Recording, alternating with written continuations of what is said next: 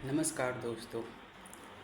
इस वीडियो में मैं ये शेयर करना चाहता हूँ जिसको लेकर मैं थोड़ा कंफ्यूज भी हूँ, क्योंकि काफ़ी पर्सनल चीज़ बता रहा हूँ। मैं पर्सनल बात करना चाहता हूँ अपने ब्लॉग में, पर थोड़ा बैलेंस रखते हुए घर परिवार या अपने लोगों को, रिश्तेदार को डायरेक्ट रख कर कोई बात कभी भी कहना नहीं चाहता।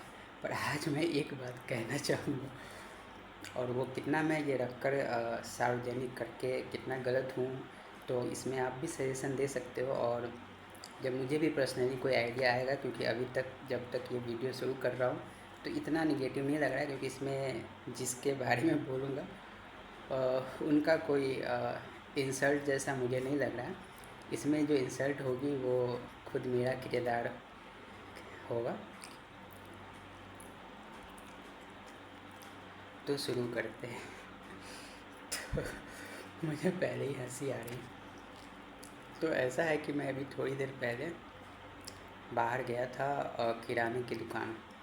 मेरा मोस्टली भोजन किराने की दुकान से ही होता है। तो मैं वहाँ गया था, तो एक बिस्किट लेने गया था जिसमें इतना कैलोरी मिल जाए कि 2 पैकेट बिस्किट के बराबर हो जाए। मतलब एक तो बिस्किट नॉर्मल भी लीजिए तो वो शुगर है, मैदा है, तो काफ़ी कुछ है फैट। उसमें क्रीम ले लीजिए तो आप कितना फ़ैट और कैलोरी बढ़ा लिए, तो कुछ ना कुछ। तो मेरा वो एक बिस्किट क्रीम बिस्किट डिनर था। क्योंकि क्योंकि मुझे खाना बनाना बचपन से लेकर आज तक किसी ने सिखाया नहीं। और मैं अपने स्टूडेंट लाइफ में जब इंटर और ग्रेजुएशन कर रहा था, जहाँ भी रहा, अलग अलग जगह रहा, तो उसमें भी मुझे कुछ करना नहीं पड़ा। मेस के माध्यम से, टिफ़िन के माध्यम से खाता रहा। और कुछ फ्लैट भी ऐसा ले लिया उस स्टूडेंट टाइम में कि उसमें खाना बनाना अलाउ ही नहीं था, तो वो मौका ही नहीं मिला कि मैं खाना बनाऊं। और शुरू में कहीं रहा था तो उस वक्त खाना बनाने के लिए अंकल जी थे, जिस अंकल के साथ शुरुआत किया था रहना। और तो मुझे उस वक्त उस वजह से भी खाना बनाना नहीं आया। और फिर अगर बोले तो जिन पर भी मैं डिपेंड हुआ कि ये मुझे सिखाएंगे, तो वो लोग भी सिखाने में असफल रहे, क्योंकि किचन में जब जाता था तो वो सभी महिलाएं थी, और जितना सिखाती नहीं थी उतना बेइज्जत करती थी। और एक छोटे से मिस्टेक पर बकलोल सुनने को आता था। और कहने का अर्थ है कि मतलब आप जब जो चीज़ नहीं जानते हो, आप लाख पढ़ाई करते हो, अंग्रेजी करते हो, कंप्यूटर का काम करते हो, स्पोर्ट में अच्छे हो सकते हो, डांस करते हो, जो भी करते हो उसमें हो सकता है ठीक है, आप वर्कआउट अच्छा कर लोगे, आधे घंटे कर लोगे, 1.5 घंटे कर लोगे, तो सब नहीं कर लेगा। मतलब सब, मतलब हम मर्दों से नहीं कंपेरिजन कर रहे हैं। मेरे कंपेरिजन में औरतें या लड़कियां तो नहीं कर लेगी। तो हुआ ना कहीं तो बेहतर हूँ। लेकिन खाना चूँकि आता नहीं है और इंटरेस्ट भी कम है, दोनों मिक्स होने की वजह से तो गलतियाँ तो करूँगा, शुरू में तो होगा गलती। तो वो लोग ऐसे सख्त टीचर थे कि मैं उनसे सीख नहीं पाया। चलिए, ये कब सीखूँगा वो देखते हैं। तो इस तरह से मुझे खाना बनाना आता नहीं है, तो इस वजह से भी मैं टाइम पास कुछ करता हूँ। और दूसरी चीज़, मैं सप्ताह में 1 दिन ट्राई करता हूँ, लेकिन मैंने सोचा है कि इसे बढ़ाऊँ। और अभी से आगे पीछे जो हुआ सो हुआ, कि पहले तो मैं वीक में 1 दिन बनाऊँगा, बाकी दिन छुटपुटिया करते रहूँगा कुछ। और सेकेंड वीक में मैं 2 दिन बनाने की कोशिश करूँगा, हैबिट लाऊँगा।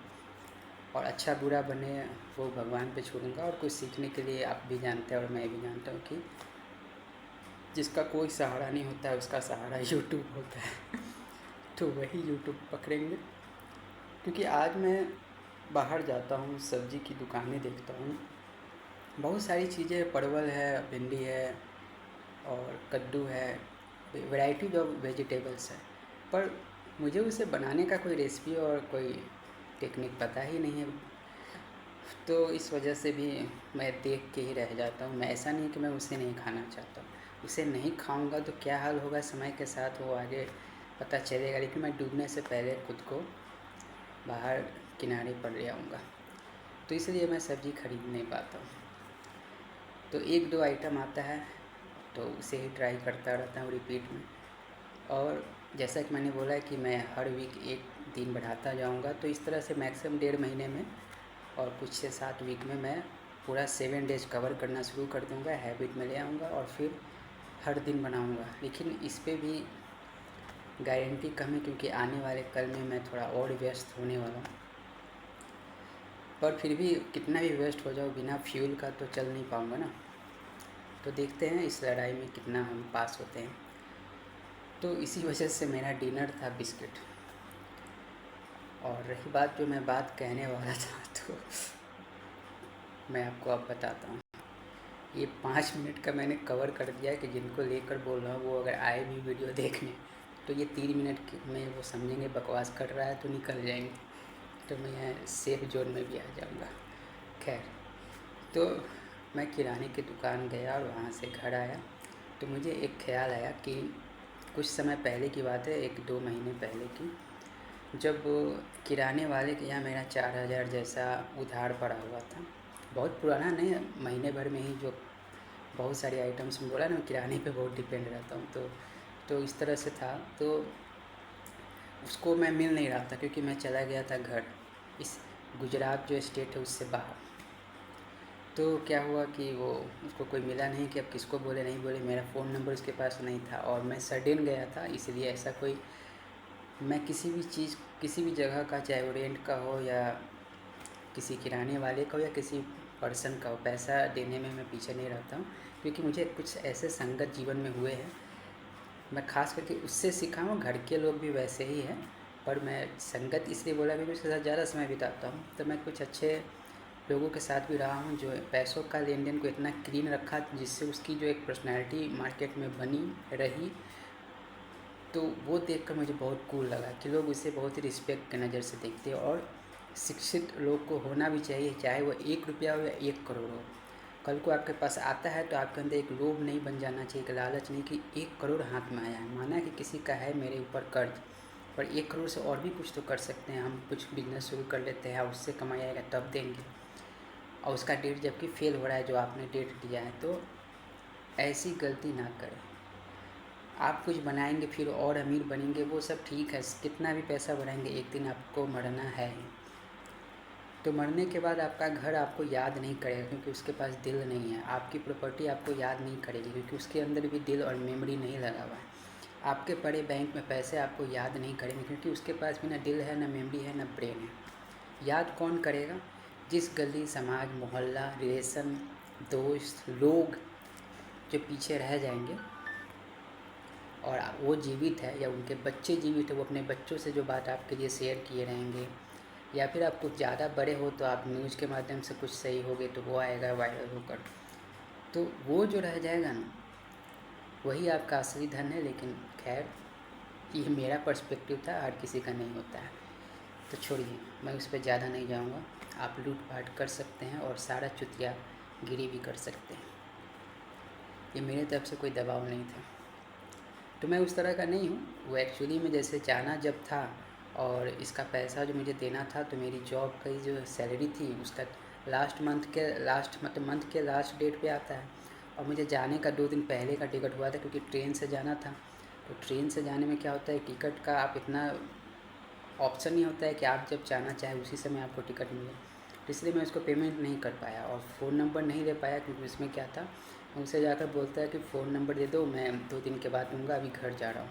तो वो डाउट करने लगता है, देगा ही नहीं, अरे ये भाग रहा है। तो आप जानते हो ना, जनरल स्टोर कौन चलाता है? ग्रेजुएट, इंटरमीडिएट पढ़ा लिखा, और वो एक अच्छे घर से नहीं चलाता। अगर मेरे बिहार में अगर इस बात को लोगे तो ज़्यादातर चीज़ जो जिसको सफलता नहीं मिली हो अपने करियर में, जो भी लक्ष्य लेकर वो चल रहा होता है, कोई भी अपने जीवन में, मैं बिहार के पर्सपेक्टिव से बोल रहा हूँ, गुजरात में कैसा पर्सपेक्टिव है उसको समझने के लिए हमको गुजराती लोगों से पहले बात करना होगा या थोड़ा ज़मीनी हकीकत जाननी होगी। क्योंकि यहाँ पर जनरल स्टोर वाले को भी मैंने देखा है कि लोग कहते हैं कि अरे भाई कितना बड़ा आदमी, तुमको पता है? कितना बड़ा है? उसके पापा का जनरल स्टोर है। तो हमें लगता है गुजरात में पर्सपेक्टिव अलग है, एक जनरल स्टोर का दुकान के आप मालिक हो तो यहाँ के लोग बहुत ही सम्मान करते, बुरा नहीं है। अब मेरी बात सुनो, मैं बिहार का लोगों की सोच बता रहा हूँ। और वहाँ पर जनरल स्टोर जो भी खोलेगा या जिसका भी पहले से हो, लेकिन 2-4 तो होना ही चाहिए हर इलाके में क्योंकि लोगों को ख़रीदना है। लेकिन अब तो मॉल भी सिस्टम हो गई है, पर 2-4 थोड़ी होते हैं। जैसे ऑटो को आप देखोगे बहुत जगह गुजरात में नहीं लेकिन बिहार में देखने को मिलता है, क्योंकि बेरोज़गारी लगता है उधर ही ज़्यादा हो गया कि जितना बड़ा शहर नहीं है ना उतना ज़्यादा ऑटो भर गया है, सब अपना रोज़गार बना लिए, सेल्फ एम्प्लॉयड हो गए हैं। और दूसरी चीज़ की जनरल स्टोर वहाँ वो खोलता है जो लाइफ में असफल है, यानी जिस भी करियर को लेके पढ़ाई से जुड़ा लक्ष्य लेकर वो चला था उसमें वो सफल नहीं हुआ, तो किराने की दुकान लास्ट ऑप्शन है जिससे उसका भरण पोषण हो पाएगा। तो वहाँ एक बेइज्जती है। पर ऐसा नहीं कि अब हम लोग जब भी किराने वाले के पास जाते हैं कहते हैं किरे बेवकूफ़, नहीं हुआ ना तेरा कुछ, अब यही सब करेगा तू। ऐसी कोई बात नहीं कि सामने से कुछ इंसल्ट कर रहे होते हैं, पर एक माइंड का मेंटालिटी जो है वहाँ पर वो यही है कि कुछ ना कर पाने को जनरल स्टोर खोलना पड़ता है। पर यहाँ पे भी मैं बता दिया गुजरात का, लेकिन वो नहीं यहाँ पर मैं सुना तो कहा कि अरे उसके पापा के जानते हो, मैंने जैसा कि पीछे भी बताया क्या क्या काम है। तो मैंने भी सोचा कि लगता है 5-10 दुकान कम से कम ओनर होंगे, या फिर एक ही दुकान बड़ा लेवल का होगा, रेस्टोरेंट होगा कोई बड़ा सा किसी बढ़िया जगह पर, एलिट जगह पर, पॉश एरिया में। मैं थोड़ा ये सब सोचा क्योंकि बिहार के लेवल से इसको कहते हैं बड़ा, पर नहीं जनरल स्टोर था उसके पापा का। तो यहाँ पर तो चलो ये सोच भी अच्छा है, कम से कम लोग को शर्म तो नहीं आएगी अगर उसे जनरल स्टोर खोलना होता। लेकिन चलिए वो बात मैं हटा देता हूँ, फिलहाल मैं जो कहना चाहता हूँ उसे सामने रखता हूँ। तो यहाँ पर जो जनरल स्टोर वाले, यहाँ पर नहीं कहीं पर भी जनरल स्टोर वाले, बिहार का छोड़ नहीं, वहाँ तो ग्रेजुएट क्या मास्टर डिग्री करके भी करते, वहाँ बेरोजगारी मैंने जैसा कि बोला ज़्यादा है, यहाँ की बता रहा हूँ। तो यहाँ पर कोई अगर जनरल स्टोर कर रहा है तो ये ज़्यादा चांस है कि वो मैट्रिक नॉन मैट्रिक 8वां फेल पास हो सकता है, इससे कम नहीं होगा, इतना तक ज़रूर रहेगा 8वां और 10वां तक। तो वो लोग उतने पढ़े लिखे नहीं होते हैं, तो इनको कोई बात अपनी रखना चाहोगे आप तो अंडरस्टैंडिंग में नहीं लेंगे। एक मतलब एजुकेटेड पर्सन किसी बात को समझ पाएंगे कि कितना ये ठीक बोल रहा है, कितना इस पर विश्वास किया जा सकता है।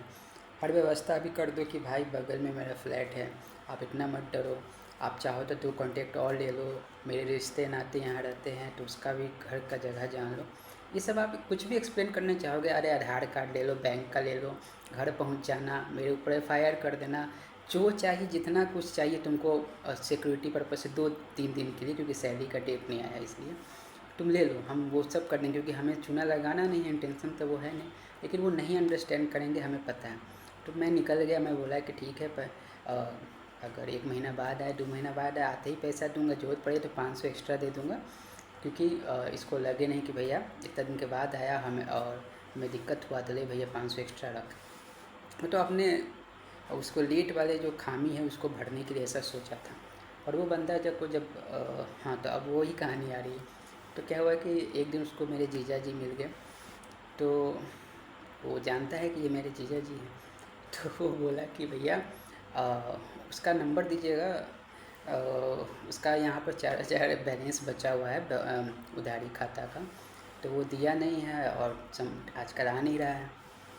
तो पहले तो शायद जीजा जी बोले कि अच्छा चिंता मत कीजिए, मैं संपर्क करता हूँ, नहीं हुआ तो मैं दे दूँगा, मैं आपको दे दूँगा। और तो फिर वो बोला कि नंबर दे दीजिए आप, मैं खुद बात कर लेता हूँ। तो उनसे नंबर दे दिया, तो नंबर दे दिए तो वो किराने वाले हमसे संपर्क किया, मैंने उससे तुरंत बात किया, तुरंत 2 से 3 दिन लगा, क्योंकि सैटरडे आ चुका था और मुझे बैंक में जाकर डालना था, क्योंकि अकाउंट पर नहीं रखकर कैश हाथ में था। तो मैंने उसे ये सब बताया तो उसने कहा ठीक है कर देना, लेकिन थोड़ा सा डाउट कर रहा था। उनका एकदम आप निश्चिंत रहिए, और अपना थोड़ा उस वक्त थोड़ा बताया कि मैं थोड़ा टिकट ट्रेन का पहले था 2 दिन और सैलरी 2 दिन बाद आना था, तो इसीलिए मैं नहीं कर पाया, तो 2 दिन में करने वाला था। पर जब करने वाला था तो फिर मैं आपका कुछ लिया नहीं, ना फ़ोन नंबर ना बारकोड, कुछ भी। बारकोड लिया था मैंने, फ़ोटो बिना उससे बताए, लेकिन मैं फ़ोन नहीं कर सकता था तो उसे बताता कैसे कि मैं भेज दिया, और 3 महीने 4 महीने बाद उसे दिखाता तो थोड़ा सा झंझट हो सकता था। तो तो, तो तो फिर ठीक है, वो जैसी बात किया 2 से 3 दिन लगा, क्योंकि सैटरडे था, नहीं तो उसी दिन मैं कर देता। जैसा कि मैं बोला कि पैसों के मामले में क्लीन रहना मुझे बहुत अच्छा लगता है, क्योंकि कभी मैं बचपन में ही पैसों में झोल झाल किया करता था, मैं साफ़ सुथरा बताता हूँ। तो इतना स्ट्रेस में रहता था कि पूछो ही मत। ऐसा लगता था कि पूरा देश मैं चलाऊँ, कितना जवाबदेही मेरे ऊपर होता था। जब इधर से कोई बंदा बोला था भाई तू मुझसे इतना लिया था 3,000, उधर से कोई बोलता है भाई तू मेरा 4,000, उधर से कोई बोलता है भाई तू मेरा 5,000, तो मैं कहता था कि सबको जवाब देता था। कम से कम मोदी से तो अच्छा हूँ कि सबको जवाब देता था, किसी का फ़ोन पिकअप करना इग्नोर नहीं, और सबसे मिलते रहता था और फिर बात होती थी। तो एक तरह से प्रेस कॉन्फ्रेंस जैसा हुआ, लेकिन मोदी जी तो खैर। तो उसका तो पैसा मैंने सिर्फ 2 से 3 दिन में फट से दे दिया, मतलब मेरे हाथ में नहीं था। सैलरी वाला पैसा तो मैंने शॉपिंग कर लिया, पापा से मांग के दे दिया। मुझे इंटेंशन है कि देना है बस, वो कहाँ से लाया वो ठीक है। तो कहने का अर्थ है दे दिया। मुझे अब क्या है कि पूरा वीडियो में मैं इतना लंबा चला गया, लेकिन अभी तक वो थॉट नहीं बोला कि मतलब मुझे क्या आइडिया है। तो आइडिया ये आया था कि अभी से कुछ समय पहले मैं जॉब कर रहा था, लेकिन अभी रिजाइन कर दिया था कुछ दिन पहले, कुछ महीने पहले। तो तो मेरे जीजा जी जब वो जाने होंगे कि यहाँ पे इसका 4,000 तक का उधारी रहता है, तो उनके मन में ख्याल आया होगा, ऐसा मैं सोच रहा हूँ। आया नहीं आया वो बात की बात है। कहेंगे, कहे होंगे मन में कि अरे भाई इसको मैं 500 रुपया देता हूँ, तो मुझे शंका लगा रहता है कि ये वापस कर पाएगा कि नहीं, क्योंकि मैं बेरोज़गार हूँ इस वक्त। और ये आदमी इसको 4,000 तक का सामान उधार दे रखा है, पता नहीं क्यों। तो यही मुझे आइडिया आ रहा था जो मैं बोलना चाह रहा था, तो अब बोल ही दिया हूँ। और रही बात जो किराने वाले वो कैसे दे रहे थे, तो मैं बता देता हूँ। मैं उससे अभी से नहीं 2-3 साल से ऐसा करता था। पहले घर से पैसे आते थे, फिर जॉब पकड़ा था, फिर घर से पैसे आने लगे। तो इस तरह से कुछ चलता था। तो जो भी है, मैं जो भी खाता पीता खरीदता यूज करता, आटे चावल कुछ भी लेता, तो मुझे घर से पैसा आता तो ईमानदारी से उस पैसे में से उसका जितना बनता है, उसकी जितनी उधार हुई है, जाकर टाइम टू टाइम दे देता था। जैसे कि 14 या 15 दिन, 10 दिन, 15 दिन, 10 दिन, 15 दिन, 10 दिन, इसी तरह का। जब जॉब हो गया तो 1 महीना पे ही देता था, लेकिन वो ओके था उस समय। वो भी उसको भी बता चुका था मैं जॉब करता हूँ, तो हमेशा मंथ के अंत में आपका क्लियर ही करूँगा। और करने लगा। जो भी खाया 2,000 बनता, कभी 4,000 बनता, कभी 3,000 बनता, कभी ज़्यादा भी बनता अगर कुछ ज़्यादा चीज़ ले लिया तो मैं महीने के अंत में एकदम दे ही देता था। तो ऑटोमेटिकली इमेज क्रिएट हो जाता है। तो इस वजह से मेरा पॉजिटिव इमेज बन गया उसके यहाँ कि मैं उधारी ले लेता हूँ। 2,000 4,000 मेरा लास्ट लिमिट है, उसके यहाँ 5,000, उससे ज़्यादा नहीं। 4,000 से ऊपर होता है तो वो मुझे बताने लगता है कि आपका 4,000 तक हो गया है, तो थोड़ा ध्यान दीजिए। तो 4 और 5,000 मैं 5 तक गया हूँ उधारी का, और 15-20 दिन में दिया हूँ। तो इतना मेरा उसके पास इमेज है कि मैं 5,000 तक का सामान लेकर उस दुकान से निकल जाऊँ, और वो शांति से मुझे जाने देगा। और मैं 10 दिन बाद जाकर उससे दूँ, वो शांति से एक्सेप्ट करेगा। मुझसे इस बात के लिए कोई लड़ाई नहीं कि आपने 5,000 तक का सामान लिया और 10 दिन, 20 दिन या 1 महीने बाद दिए। यानी कि जैसा मैंने बताया कि 30 के 30 आ रहा है, मैं 1 तारीख को अगर 5,000 का शॉपिंग कर लूँ तो 30 को ही दूंगा, उसे पता है। तो ये मैं मेंटेन करता था ना, इसलिए मेरा ट्रस्ट बिल्ड हो रहा था और हुआ था। तो यही कहानी है। लेकिन मैं इसमें जो कहना चाहता हूँ वो कह दिया हूँ कि जीजा सोचे होंगे कि मैं इसे 500 रुपया देता हूँ, तो मैं सोचता हूँ कि वापस कर भी पाएगा कि नहीं। और ये बाहर वाले लोग इसको 5,000 तक का, मतलब 4,000 तक का उधारी दे रहे हैं। पता नहीं कितना हिम्मत है इन लोगों में। तो यही मेरे अंदर एक थॉट आया था। अब इसमें मेरी इंसल्ट है जहाँ तक मुझे लगता है। जैसे मैंने बोला कि घर की कोई बात मैं उठाकर वीडियो में नहीं रखना चाहता हूँ, ना रखा हूँ कभी। अगर कभी रखा भी होगा तो काफ़ी दूर से रखा होगा, घुमा के रखा होगा, तो वो आपके समझ में आया नहीं होगा, या फिर आया होगा तो ये इसके लिए मैं सॉरी कि मैं पॉलिटिकल नहीं हो पाया। बाकी इस बात में भी कुछ ऐसा लगा, या फिर ये वीडियो वो देख लेते हैं, या उसके घर के कोई देख लेते हैं, ना जीजा के घर की मतलब बहन देख लेती है या कोई, तो अगर कुछ इस पे आपत्ति जताती है या कोई जताता है तो मैं डिलीट ही करूँ। क्योंकि मैं किसी को बैड फील अगर हो किसी बात से, तो मैं उसे रिमेन तो नहीं रहने दे सकता हूँ। ख़ास करके जब वो घर के लोग, वैसे मैं बाहर का लोग को भी किसी बात से आपत्ति होगी तो उस पर कुछ एक्शन तो लूँगा। ऐसा तो नहीं कि चल भाई तू बाहर का है तो तुझे बुरा लगा तो लगा, ऐसा नहीं, दोनों पे ही एक्शन लूँगा। तो मुझे इसमें ज़्यादा कुछ नहीं लग रहा, और जो बेइज्जती वो मेरा है, इसलिए मैं इस वीडियो को बना रहा हूँ। और बहुत हंसी आ रही है और शर्म आनी चाहिए। तो शर्म तो कैसे करते हैं ये मैं यूट्यूब करूँगा, लेकिन हंसी बहुत आ रही। तो इस वीडियो में और इस व्लॉग में यही था। मिलते हैं किसी दूसरे वीडियो में, दूसरे अपने लिए कोई इंसल्ट मुझे आइडिया के तौर पे आए पीछे की घटना से, तो मैं आपको शेयर करूँगा।